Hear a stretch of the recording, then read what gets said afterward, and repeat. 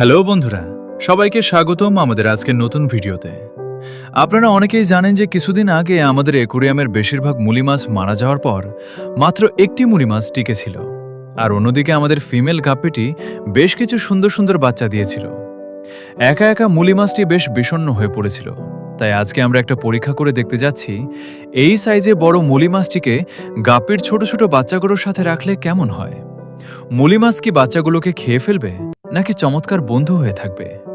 চলুন আজকের ভিডিওতে পুরো বিষয়টা বিস্তারিত দেখি। ছোট মাছ বা মাছের বাচ্চার সাথে বড় কোনো মাছ রাখার আগে কয়েকটি বিষয়ে খেয়াল রাখা খুব জরুরি। প্রথমত, মুলি মাছ আগ্রাসী বা হিংস্র প্রকৃতির কিনা তা বুঝতে হবে।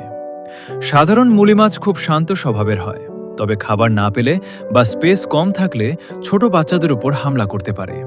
তাই আমরা মুলি মাছটিকে ছাড়ার আগে পেট ভরে খাবার খাইয়ে নিয়েছি এবং ছেড়ে দেওয়ার পর প্রথম 10 থেকে 15 মিনিট খুব সতর্কভাবে নজর রাখছি।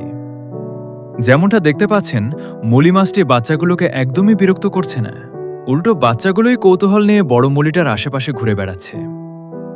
এখন আমরা ওদের একসাথে খাবার দিয়ে দেখব। বাচ্চাদের জন্য আমরা যে গুঁড়ো খাবার তৈরি করেছিলাম সেটিই ছিটিয়ে দিচ্ছি।